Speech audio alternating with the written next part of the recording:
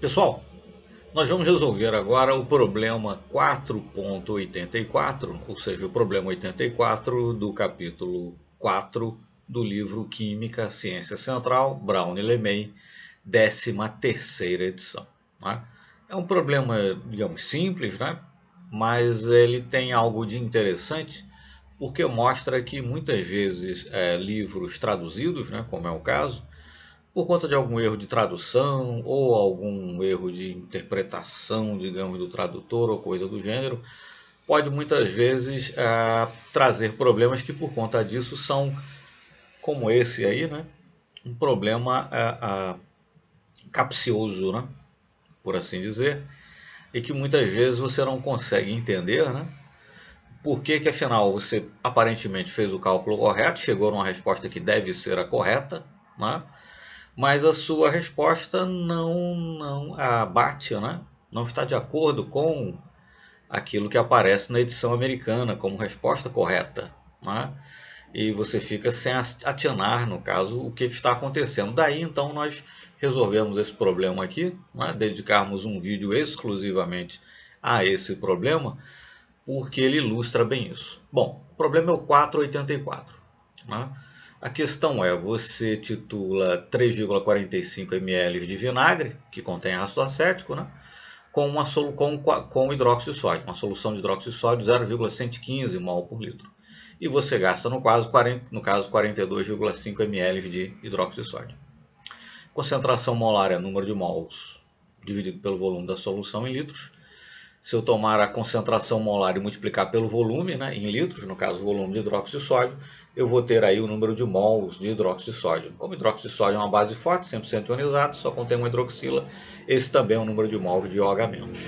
Bom, ácido acético é um ácido monoprótico, reage com hidróxido de sódio na proporção 1:1 em mol.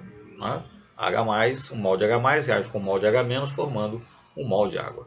Então esse é o número de mols, 4,89 vezes 10 a menos 3, é também o número de mols de H+, e por conseguinte o número de mols de ácido acético. Multiplicando o número de mols pela massa molar, eu tenho a massa de ácido acético, 0,293 grama. Mas a pergunta no final é: quantos gramas de ácido acético haverá em uma amostra de 1/4 desse vinagre?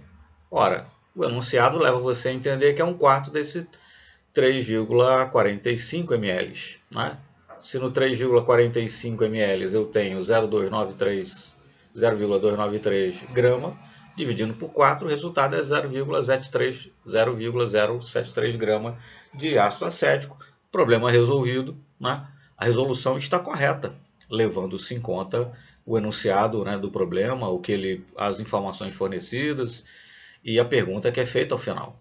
Só que na edição americana a resposta correta é 80,5 gramas, algo muito diferente, por certo, de 0,073 gramas. Né? Não dá para achar que foi um simples problema de arredondamento, evidentemente. Mas o que tem de errado aí? Né? Interpretamos incorretamente o enunciado da questão, coisa assim? Não. A interpretação é essa mesmo, o cálculo está correto, né? Calculo o número de mols de hidróxido de sódio, esse é o número de mols também de ácido acético, multiplico o número de mols pela massa molar e encontro a massa de ácido acético. E como a pergunta é quantos gramas de ácido acético haverá em uma amostra de 1/4, né, do vinagre, então seria 1/4 dos 3,45 ml, vai dar 1/4 da massa, então vai ser 0,073 grama de ácido acético. Né? A interpretação dos dados está correta, os cálculos estão corretos. Bom, se você comparar esse exercício, 448, na edição traduzida, né, para o português, com o 484, aliás, perdão, 484 da edição traduzida com o 484 da edição original americana, esse mesmo problema aparece com a mesma numeração na 12ª e na 13ª edições. Né? Se você comparar, né, os dois anunciados, está tudo direitinho. Né? Hidróxido de sódio, 0,15 mol por litro, você gastou 42,5 ml de hidróxido de sódio, a massa de ácido, o volume de ácido acético que foi analisado é 3,45 ml, e a pergunta no final é a mesma, né? Quantos gramas de ácido acético haverá em uma amostra de 1/4 desse vinagre? Em inglês, a mesma coisa, né? How many grams of acetic acid are in a 1/4 sample of this vinegar? Enfim, é a mesma coisa, 1/4 desse vinagre. Né? Mas detalhe, Da forma como não tem havido então nenhum erro de tradução propriamente, né? No caso o tradutor em português colocou lá um quarto, né? E é isso mesmo, né? Um QT, né? One quarter, um quarto, é isso mesmo. Mas então o enunciado em português leva você a crer que é um quarto daquele 345 ml. Bom, mas acontece o seguinte, essa expressão, né? Ou é na verdade essa unidade de medida, one quarter, um quarto, nos Estados Unidos quer dizer um quarto de galão.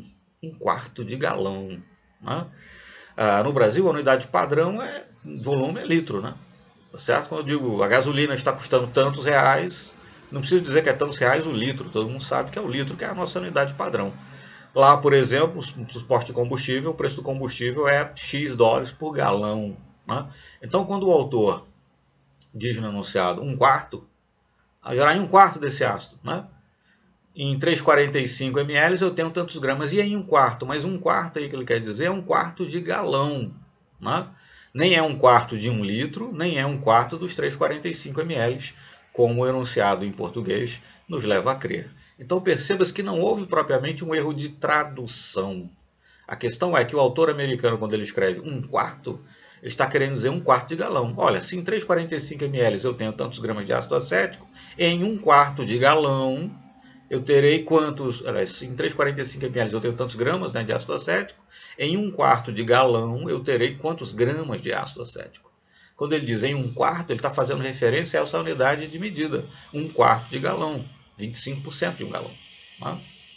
Bom, o galão americano é 3,7854, né, litros, e o galão britânico, né, também chamado de galão imperial, é 4,54 ou 4,546 litros.